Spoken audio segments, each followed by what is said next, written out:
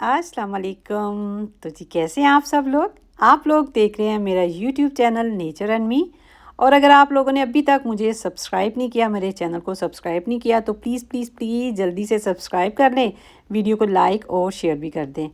तो जी अभी सुबह का टाइम है, अपनी चूचू पार्टी के पास आई थी और ज़रा इनकी शक्लें देखें। अभी अभी ये नींद से उठे हैं, बल्कि बिल्कुल भी अभी पूरी तरह नहीं उठे हैं, नींद में ही है अभी।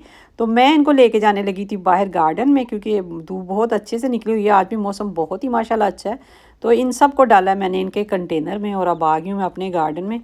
और बहुत ही कल का दिन इनके लिए अच्छा रहा, बहुत ज़्यादा ये खुश रहे थे। बल्कि कल मैं रात को तकरीबन 8 बजे के करीब इनको अंदर लेके गई थी, तब मुझे लग रहा था कि थोड़ी हल्की सी ठंड हो गई है। और वैसे भी ये ना इकट्ठे होके घूम फिर रहे थे, इसलिए फिर मैं इनको 8 बजे रात को लेके गई थी। तो आज भी माशाल्लाह मौसम बहुत ही अच्छा है। और अभी तो खैर तकरीबन 8:30-9 बजे का टाइम है। तो अभी मैं आज जल्दी से ही इनको बाहर लेके आई हूँ। अभी नाश्ता भी नहीं हम लोगों ने किया, ना ही मैंने इनको भी नाश्ता दिया, क्योंकि मैंने सोचा कि आज इनको डायरेक्ट बाहर नाश्ता डालते हैं। और कल तो मैंने अंदर पहले इनको खाना खिलाया था, फिर बाहर लेके आई थी, लेकिन आज मैंने सोचा कि पहले ही इनको बाहर छोड़ आती हूँ और फिर इनका कमरा वगैरह जो अंदर कमरा है ना, इनका साफ़ सफाई कर दूँगी। और खाना भी मैंने इधर ही, इनका दाना पानी सारा कुछ इधर ही रख दिया। और अभी जनाब ये आंखें इनकी खुल गई हैं, होश में आ गए हैं और अब खाना शाना खा रहे हैं। और वो कभी ऊपर जा रहे हैं और कभी नीचे आ रहे हैं, बस ऐसे ही लगे हुए थे। और मैं भी इधर धूप में बैठ गई हुई थी। हस्बैंड मेरे अभी तैयार हो रहे हैं, तो वो जब ड्यूटी पे जाते हैं तो फिर उस वक्त हम लोग नाश्ता करते हैं। नाश्ता क्या, हम लोगों का ब्रंच ही होता है, क्योंकि वो तकरीबन 11:15 बजे के करीब ना अपनी ड्यूटी पे जाते हैं। तो फिर हम लोग 9:30-10 बजे के करीब नाश्ता कर लेते हैं। मैं नाश्ता अब बाहर ही ले आया करूँगी और इधर गार्डन में ही नाश्ता किया करेंगे।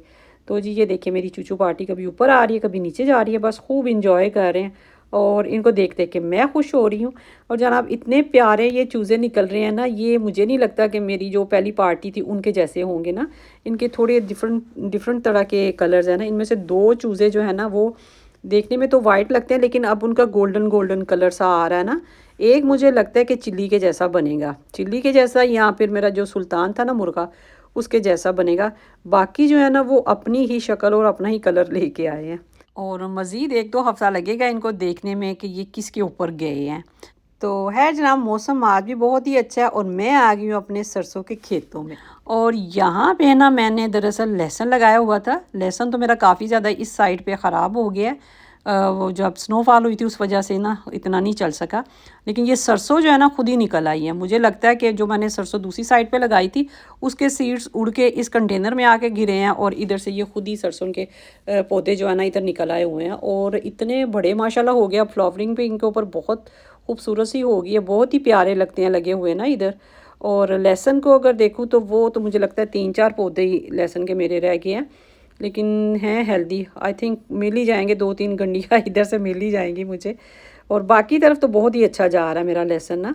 और इस कंटेनर में भी ये सरसों उग गई हुई है, और ये इतनी लंबी है ना, मेरे से भी ज़्यादा लंबी है। और ये जैसे खेतों में होती है ना ऊंची लंबी लंबी सी सरसों, ये वैसी ही सरसों जा रही है।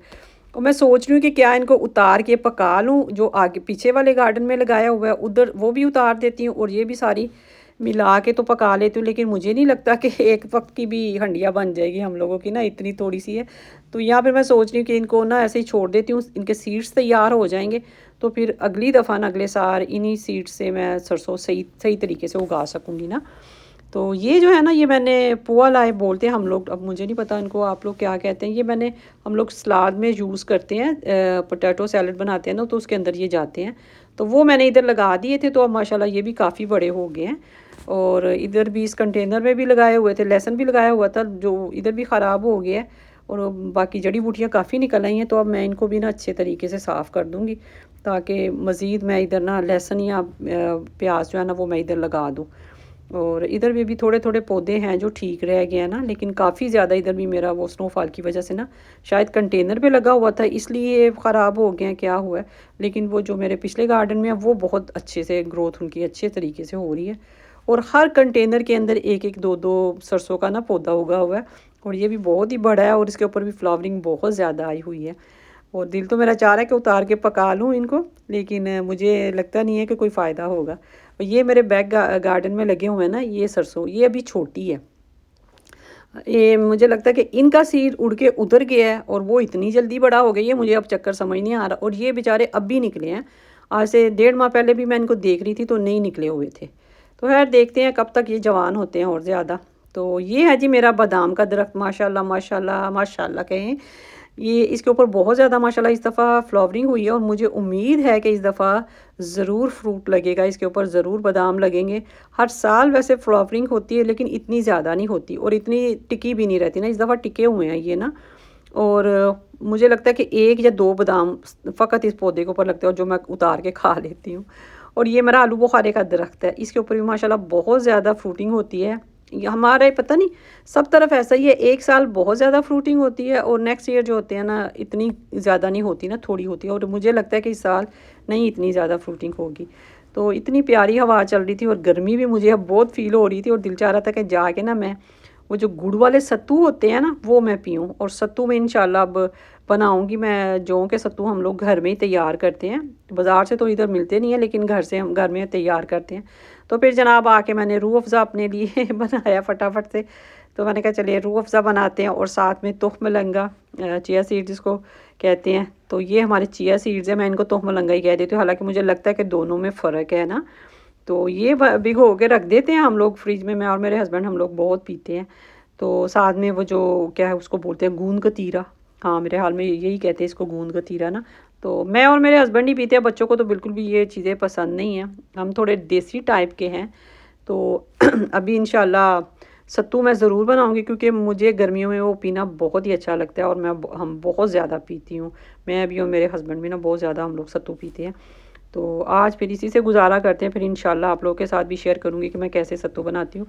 तो है जी, थोड़ा सा रेस्ट करके अब आ गए हैं किचन में और डिनर की तैयारी हो रही है। तो अभी मैं राजमा अब भिगो रही हूँ, राजमा को साफ़ कर रही हूँ क्योंकि आज डिनर में राजमा बनेगा जो कि हम सब बड़े खुश होकर खाते हैं। तो राजमे को अच्छी तरह मैंने वॉश कर लिया, अब इसे मैं बाउल के अंदर भिगो दूँगी 1-2 घंटे के लिए ना।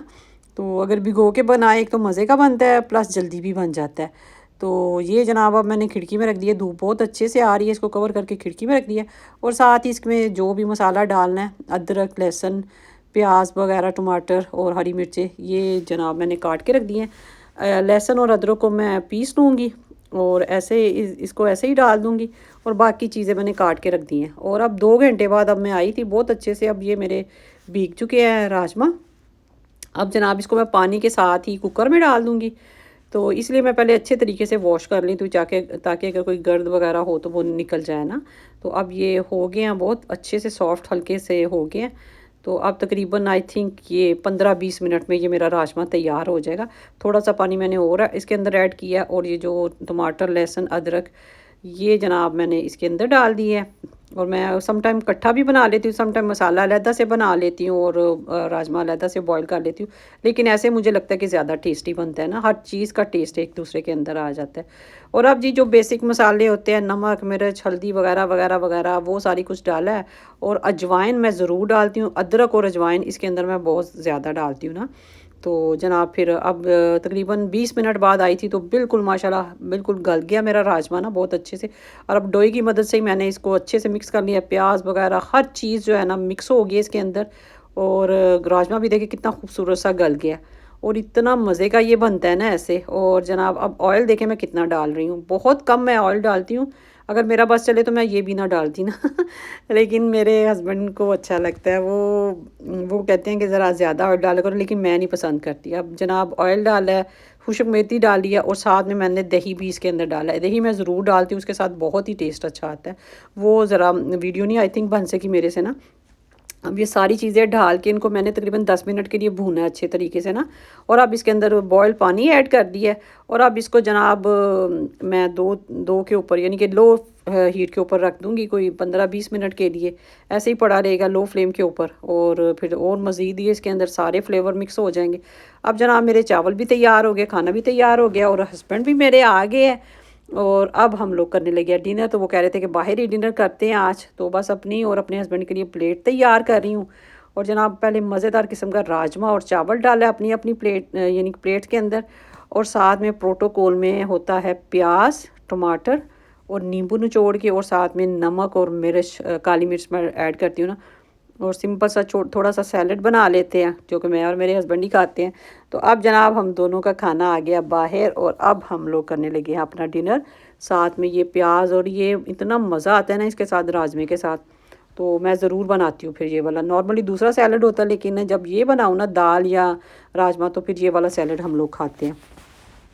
और हमारी चूचू गैंग भी जनाब मज़े से अंदर बैठी हुई है, खाना शाना खा पी रही है। तो है जी, अब खाना शाना खा लिए हम लोगों ने, दोनों ने बैठ के इधर खाना खा लिया। और जी हस्बैंड मेरे चले गए हैं अपनी घास के पास। तो हम लोगों ने नई घास लगाई हुई है। घास तो खैर माशाल्लाह माशाल्लाह अब निकलना शुरू हो गई है, लेकिन काफ़ी ज़्यादा जड़ी बूटियाँ भी निकल आई हैं ना उसके अंदर। तो वो कह रहे थे कि चले मेरा खाना भी हज़म हो जाएगा और साथ साथ मैं आहिस्ता आहिस्ता ना ये जड़ी बूटियाँ रोज़ाना थोड़ी थोड़ी करके ना तो निकाल देता हूँ। तो वो बस अपनी घास की ट्रीटमेंट कर रहे हैं, उनकी जड़ी बूटियाँ निकाल रहे हैं। तो मैं जनाब फटाफट से जाके अब कॉफ़ी बना के ले आई हूँ और अभी हम बैठ के मज़े से कॉफ़ी इंजॉय करते हैं। तो आप लोग ज़रूर बताइएगा आपको आज की वीडियो कैसी लगी, और प्लीज़ प्लीज़ प्लीज़ मेरे चैनल को ज़रूर सब्सक्राइब करें, वीडियो को लाइक और शेयर भी करते। तो मिलती हूँ नई और अच्छी वीडियो के साथ। Thanks for watching. अल्लाह हाफिज़।